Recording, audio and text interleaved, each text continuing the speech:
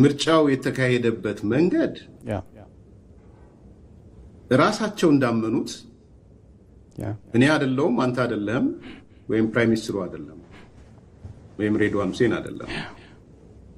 ራሳቸው እንዳመኑት ህግ የጣሰ ነው የሀገሪቱን ህገ መንግስት የጣሰ ነው በሀገሪቱ ህገ መንግስት ምርጫ የሚያካሂደው በአንድ በፌደራል መንግስት ስር ባለ ምርጫ ቦርድ ነው ይላል አለቀ ደቀቀ ውክልና የሚሰጣል አይልም የክልል አይደለም እሱ የቀበሌ ምርጫ የሚያካሂደው ምርጫ ቦርድ ነው ነገ ከነጎዳ ምክክር ኮሚሽኑ ሊነጋገር ይችላል የስቴት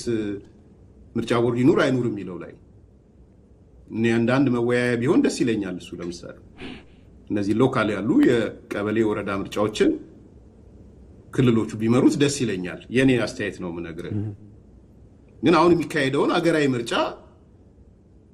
የፓርላማውንና የክልል ምክር ቤቱን ፌደራሉ ዛሬም እንዲመራው ነገም ቢመራው ደስ ይለኛል ሌላውን ዴሊጌት ቢያደርገው እመርጣለሁ ነገ ከነጎዲያ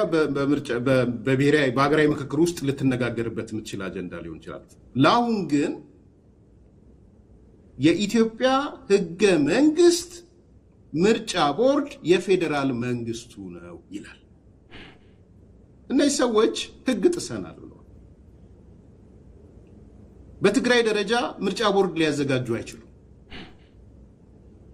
ይህ አንደኛው ነው በፕሪቶሪያ ስምምነት ላይም አንዱ ትልቁ የተስማሙት የሀገሪቱን ህገ መንግስት እናከብራለን የሀገሪቱን የጸጥታ መዋቅር እናከብራለን አንድ መከላከያ እንዲኖር የሀገሪቱን ተቋማት እናከብራለን ተቋማቶቹ ምንድናቸው ምርጫ ቦርድ የፋይናንስ ተቋማት የጸጥታ ተቋማት የሌሎች የሀገሪቷ ውስጥ ያሉ ተቋማትን ማክበር ማለት ነው ሄደህ ፕሪቶሪያ ላይ የሀገሪቷን ህግ እናከብራለን ብለህ ስታበቃ የሆነ አመት ጠብቀህ ነል ኤንድ ቮይድ የተባለ እንዳልተካሄደ ይቆጠራል የሚባለውን ነገር ይዘህ ስትመጣ ምን ማለት ነው አንደኛው ነጥብ እሱ ነው ሁለተኛ እንደው በተግባር የምንየው ቴዲ ምርጫው ከተካሄደ 6 ዓመት አለፈው 6 ዓመት ማለት አልቋል ማለት ነው ለ5 ዓመት ነበረ ምርጫው ከአንድ ምርጫ በላይ ነው አሁን እሱ መከራከሪያ የሚያመጡት በጣም አስቂኝ መከራከሪያ 2.8 ሚሊዮን ህዝብ መርጦናል ይላሉ 2.8 ሚሊዮን እኮ ከመረጠህም ግድ የለም መረጠህ እንበል ለ5 ዓመት እኮ ነው የመረጠህ አለቀ ከሆነ እንኳን እድሜ ልክ መርጫቸዋለሁ አላለም ሁለት በል እዚህ ጋር በጣም እንደው አስቂኙ ደግሞ እዚሁ ጋር የሚጨመረው ይሄ 2.8 ሚሊዮን የዛሬ 6 ዓመት የመረጠህ ዛሬ ይመርጣል ማለት አይደለም ምርጫ 92 ኢህአዴግን የመረጡ ሰዎች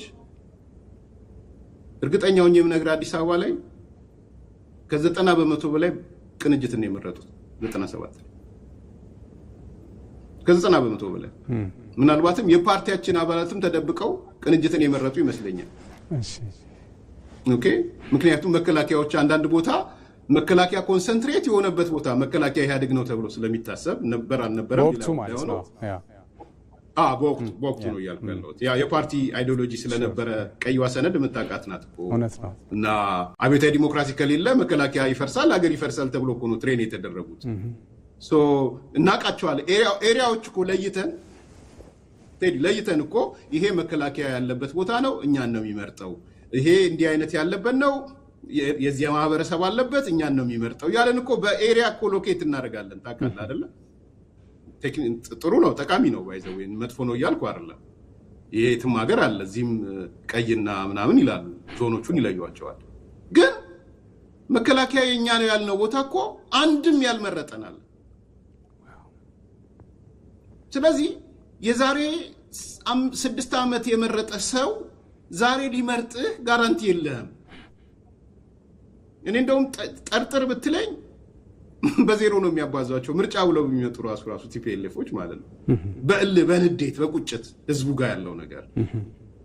ሁለተኛ ሶስተኛው በጣም ገራሚው እዚሁ ጋር ከዚሁ ቃልወጣም እንደው እነሱ ያሉትን መከራከሪያ እናንሳው ብዬ ትላንትና የዛሬ 6 ዓመት የ12 ዓመት ልጅ የነበረ ዛሬ 18 ዓመቱ ነው አይደለ 12 ሲደመር 6 18 ነው ይሄ ሰው አልመረጠም ሬሽዮን ብሰራው ትልቅ ነው ሶ ይሄ ሁሉ ወጣትን ኤክስክሉድ ያደረገ ነገር ነው የሚያወሩት ስለዚህ በእነሱ ባመጡት መከራከሪያ እንኳን ይሄ 2.8 ምናምን እንደው ትክክለኛ በጣም ውሃ የሚያነሳ መከራከሪያ ነው ያልኩ አይደለም አያነሳም ውሃ ግን በሚያነሱት ነገር ራሱ በጣም አሳፋሪ መከራከሪያ ስለሆነ ማለት ነው ሶስተኛ ማጠቃለያ ይሄ ባጭሩ የፕሪቶሪያ ስምምነትን የማፍረስ ፍላጎት ነው ሌላ አይደለም ፕሪቶሪያ ስምምነት ቅድም እንዳነሳውት ነል ኤንድ ቮይድ አድርጎታል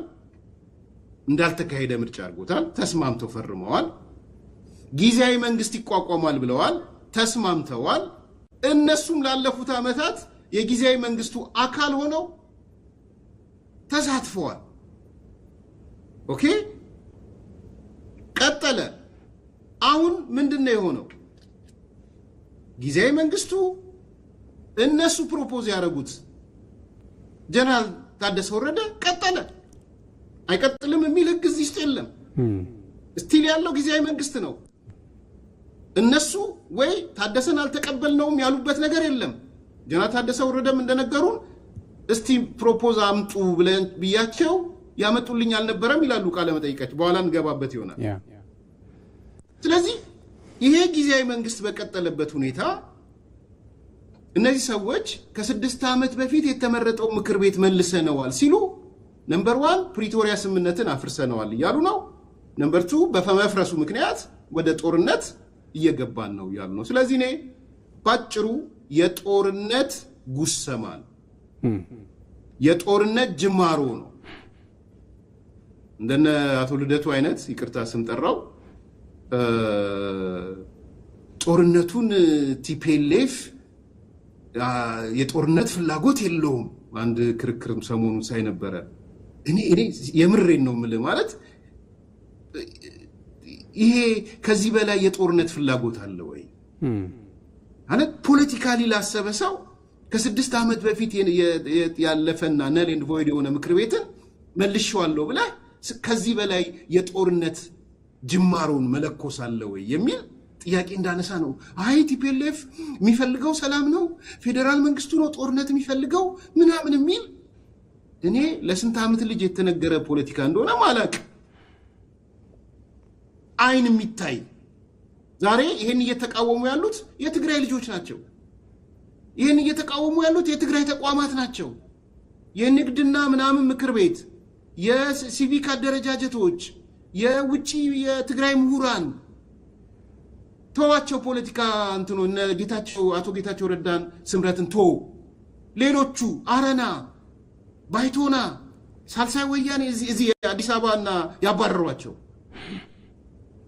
እነዚህ ሁሉ የተቃወሙ ባሉበት ይሄ ጦርነት አታሞ ነው የሻቢያ ፕሮጀክት ነው የኤርትራ መንግስት ፕሮጀክት ነው ይያሉ አንተ አይንህን በጨዋት በመተ ህወሓት የጦርነት ጀማሪም አይደለም የጦርነት ግሶማም አይደለም ስትል